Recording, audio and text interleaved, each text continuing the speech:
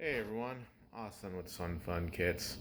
I guess we just want to do sort of a 1 year update on our motorsport trailer and how we've been running um, essentially off grid. Um, so if you haven't seen the first videos, we'll show a link to the motorsport trailer build below.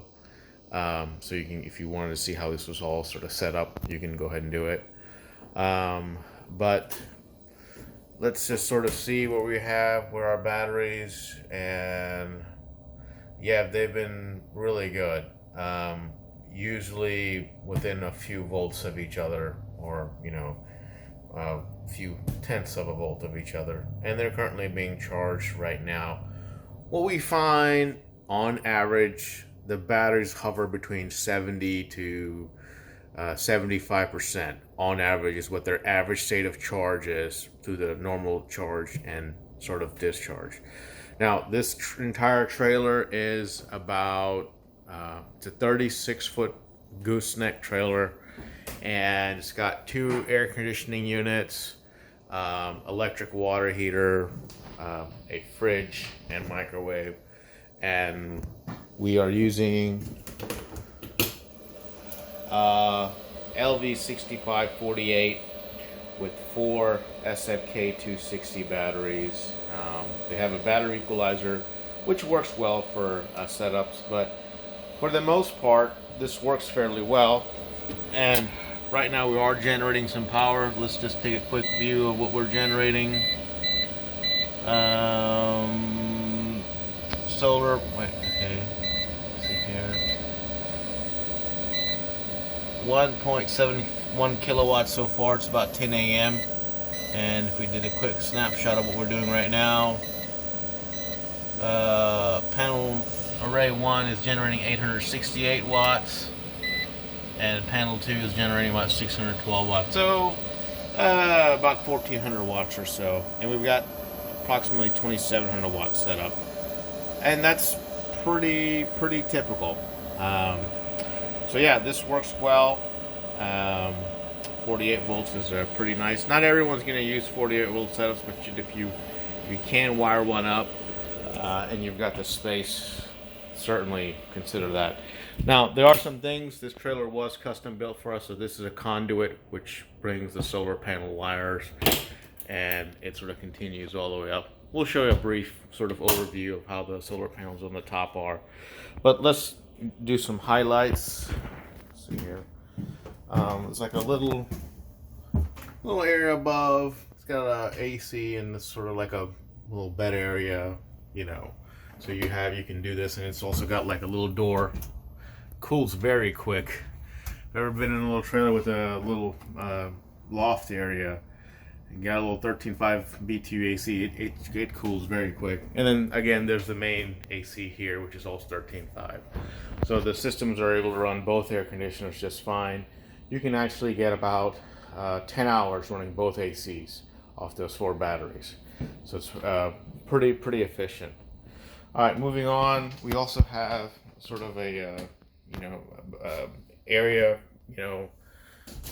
bathroom, shower area. But one of the cool things is, since this is a fully electric, is the water heater is also electric. So there's no propane here, and this sort of stays running the whole time. So because we usually end up having more power than we need, the electric water heater just stays on the whole time. But if you needed to, you can shut it off with a breaker, but it works really well, and you have hot water available all the time. So now we're going to go upstairs or go see the roof of this thing and see how the solar panels are doing over a year. I haven't cleaned them a year, so they may be dirty. We'll find out. So this is actually the front of the gooseneck trailer. We're using one of these, Gen Y soft hitches. It works really well. We're able to tow this whole thing. By the way, this entire thing is made out of aluminum. Really nicely built. It's built in Indiana by a company called Intech. Only had a very few small minor problems with this. For the most part, it's been fantastic. It's lightweight, a lot lighter than a steel wood trailer. The entire floor is aluminum. About the only wood that is in here is actually on the roof, and it's like this water resistant wood, but allows you to walk around the roof. Let's check out what we have going on here. All right, so this is actually where the main 12-volt battery is. It's in actually one of our heated jackets. This is an original SFK 260 battery. So since it didn't have heating in there, the heated jackets work really well. Now, normally we don't really keep it on because we're in the southern part of the United States. Only really have a few, really cold days, but it can get cold. It got cold this year. It got in the 20s this year. So this was nice to have, allowed the battery to stay charged. We normally actually set the state of charge of this battery to storage, so only we'll charge it to around 13.1 or so volts. Try to keep it around 50% state of charge, because most of the time the inverter's running, so it's supplying 12 volts. Really no reason to have this secondary battery running at such high state of charge. So that's a little bit about that. Next, we'll go over to the roof and see how the solar panels are doing. All right, so here we are on the top, and as you can see, solar panels are a little dirty. Not the end of the world, but probably could benefit from a bit of a cleaning.